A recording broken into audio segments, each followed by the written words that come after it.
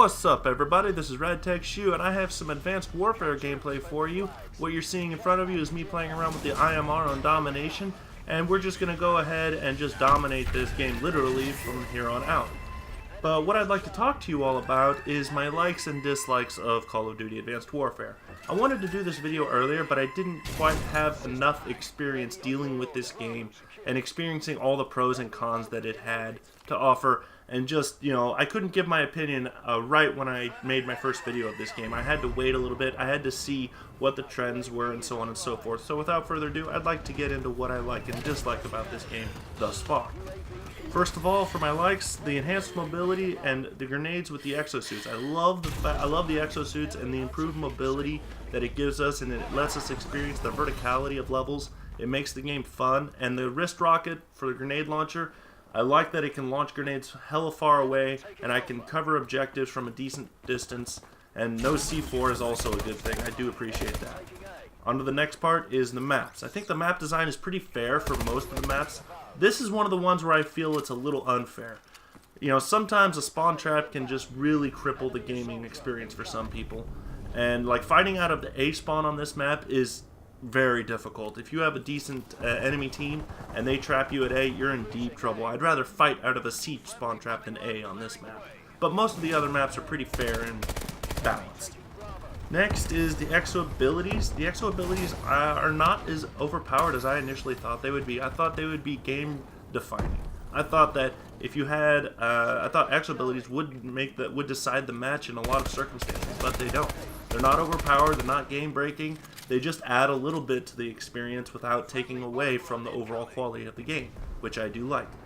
And then finally, the Pick 13 system is back from Black Ops, as well as the score streaks. I do like that. Black Ops 2 had the best score streaks, and like I said, when we went to Ghost, I did not like the kill streaks, the way the score and the support kill streaks, the way everything was set up when it came to kill streaks.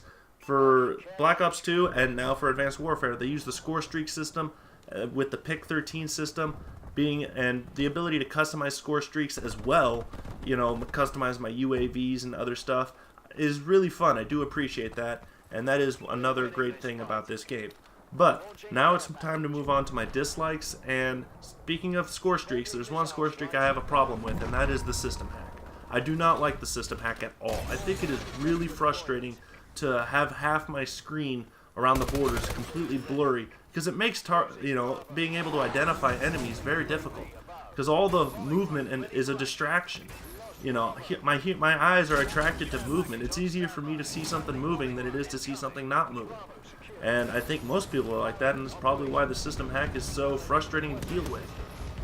Another thing is gun balance. This game, the BAL and the AK are a little too overpowered in this game. I wish they gave those guns an increase in recoil. I know they supposedly nerfed the BAL, but it doesn't feel like it's not the best gun. It still feels pretty dang good.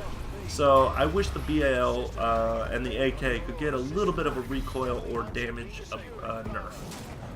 Then lag compensation. Lag compensation is probably the biggest problem I have with this game. I just wish that the game, like a lot of my gunfights, are decided by whether or not I got off my first burst in time, my first several rounds.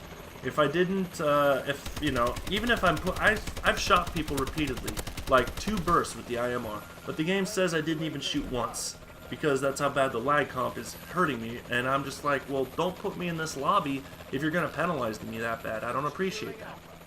So lag compensation is the biggest issue with this game. That, and next to that would probably be matchmaking. A lot of people complain about skill-based matchmaking. I wish that it paired me up, personally, I wish it would pair me up based on signal strength. I mean, you could put me with people with similar skill all day long, but if they're on the East Coast and one's on the West Coast, it's going to be hard for anyone to enjoy that game because they're on opposite sides of the country. So I think lag compensation is important and matchmaking is important, but those two are the biggest problems I have with this game, is lag compensation and matchmaking. I just want matchmaking to put me in people that have the general same skill level, but also we have the signal strength. So those are my complaints. The last complaint I have is the loot system. The loot system I wish was a little more generous. Like finally, after like 40 supply drops, it finally starts giving me elite weapons. And I've been long overdue, so I really wish this happened more often. But I finally, right there, I finally got a elite SMG. I've been asking for one for days now, and I finally got one. So those are my pros and cons about this game. I just thought I'd share it with all of you. And that's all I've got for this video. I will see you guys all later. This is RadTech Shoe, signing off.